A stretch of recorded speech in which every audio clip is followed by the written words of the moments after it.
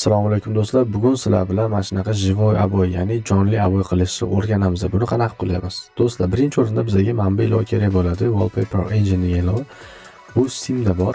Kimda kim sotib olib ofitsial ishlataman desa, Steamda $329, ya'ni 40 ming so'm turadi atigi.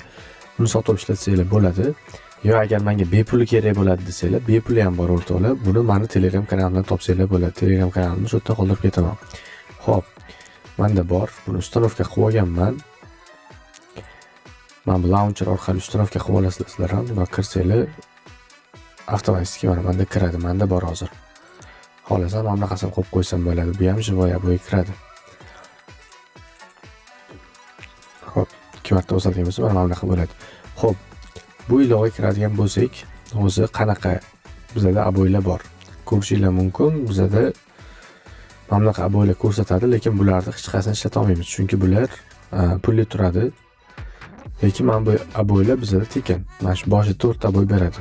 Lekin bular juda ham zerikali. Mana buni men o'zim boshqa joydan olganman. Xoslarga buni qanaqa qilishni o'rgataman. Buning uchun bizga mana bu sayt kerak bo'ladi. Ushbu saytga kirib olganimizdan keyin mana bitta xohlagan живой обой qismiga bosadigan bo'lsak, o'zimizga yoqqan обой tanlab olishimiz mumkin bo'ladi. Misol uchun ushbu обойni siz o'zingizni kompyuteringizga qo'ymoqchisiz. Ana o'sha paytda nima qilasiz? Qaranglar. Mana bu yerda sketchat faylni bosasizlar, bu yerda sketchat napkani bosasizlar. Bosganlaringdan keyin bu yerda mana sketchat bo'ladi. Xo'p, sketchat bo'lgandan keyin kiramiz. Buni RARdan chiqarib tashlaymiz. WinRAR ilovasi orqali. Xo'p, chiqarib oldik. Va mana bizda hamma narsasi bor.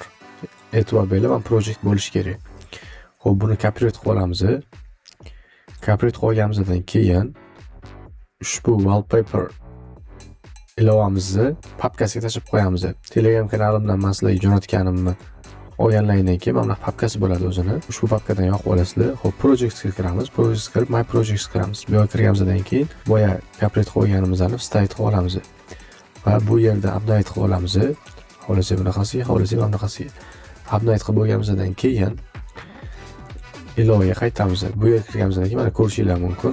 Ustiga 2 marta o'sadigan bo'lsa, mana menda обойim o'zgarib qoldi. Bu обойga qiziq tarafi mishkani qimirlatsam, o'sha tarafga ham qimirlayapti mana.